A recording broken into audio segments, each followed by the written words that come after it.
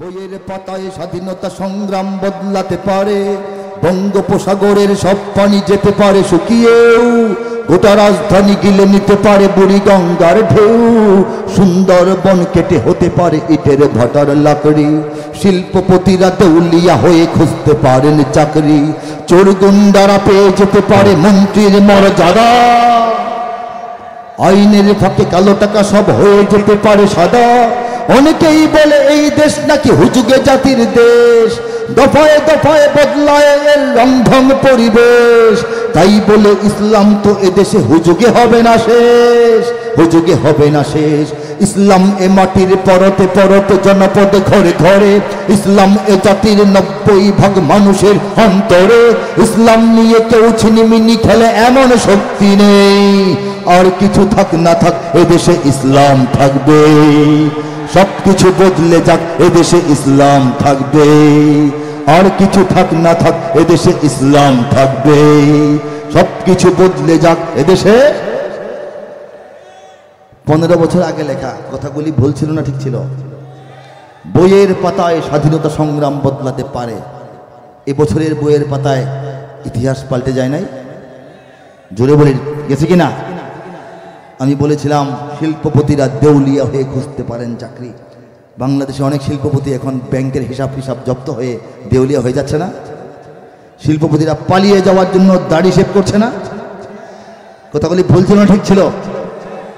আমাদের কেন্দ্রীয় কারাগার আগে ছিল চকবাজার ঢাকা, চলে গেছে এখন কেরানীগঞ্জ।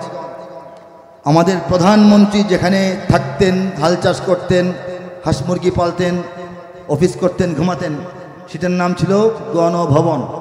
এখন যিনি প্রধান উপদেষ্টা নামে দেশটা চালান, তিনি কি গণভবনে থাকেন? কোথায় থাকেন? অন্য একটা ভবনে, যমুনা ভবন। এগুলি আগে বললে মানুষ বুঝতে পারতো না, কিন্তু এখন কিন্তু হচ্ছে, ঠিক না? জাতীয় সঙ্গীত, জাতীয় পতাকা, সংবিধান জাতির প্রয়োজনে পরিবর্তন হয়, কিন্তু ইসলাম তার জায়গায় থাকবে। কথা ঠিক কিনা? অনেক কথাই অতীতে বলা পরে ঘটে গেছে, আল্লাহ লেখাইছেন পরে ঘটাইছেন, ঠিক কিনা? আমি গিয়েছিলাম কাটায় কাটায় মিলিয়ে দেখবা বন্ধুরা, তরুণদেরকে বলতেছি, আরো 5-6 বছর আগে গিয়েছিলাম। ঘটনা ঘটার পর দেখে দেখে লিখি নাই, আগে আল্লাহ লেখাইছেন পরে ঘটেছে। কথা ঠিক কিনা? ইমানের সৈনিকেরা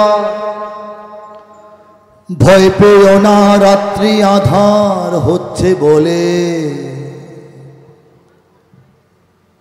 যত রাত হোক না আধার আসবে সকাল সময় হলে, যত রাত হোক না আধার আসবে সকাল সময় হলে।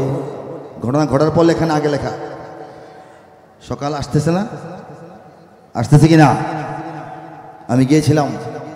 এ স্বাধীন জন্মভূমির রক্ষীরা সব প্রস্তুতি নাও দিন বদলে, এ স্বাধীন জন্মভূমির রক্ষীরা সব প্রস্তুতি নাও দিন বদলে, এ লড়াই লড়তে হবে শক্তি সাহস বুদ্ধি বলে, এ লড়াই লড়তে হবে শক্তি সাহস বুদ্ধি বলে। জালিমের থামবে জুলুম আর কটা দিন ধৈর্য ধরো। কথাগুলি যে বলেছিলাম মনে পড়ে 5-6 বছর আগে? মনে আছে কিনা আমার যারা দর্শক শ্রোতা, তাদের মনে আছে?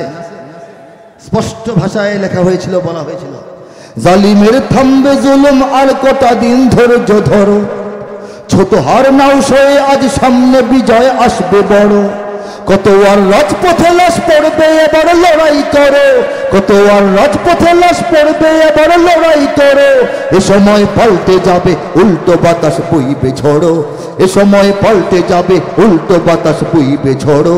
শহীদের রক্ত ধারায় এদেশের পাড়ায় পাড়ায়, শহীদের রক্ত ধারায় এদেশের পাড়ায় পাড়ায়, সময়ের এক ইশারায়, সময়ের এক ইশারায় লক্ষ আগুন উঠবে জ্বলে। ইমানের সৈনিকেরা ভয় পেও না, রাত্রি আধার হচ্ছে বলে, যত রাত হোক না আধার আসবে সকাল সময় হলে, যত রাত হোক না আধার আসবে সকাল সময় হলে। এ স্বাধীন জন্মভূমির রক্ষীরা সব প্রস্তুতি নাও দিন বদলে, এ স্বাধীন জন্মভূমির রক্ষীরা সব প্রস্তুতি নাও দিন বদলে, এ লড়াই লড়তে হবে শক্তি সাহস বুদ্ধি বলে।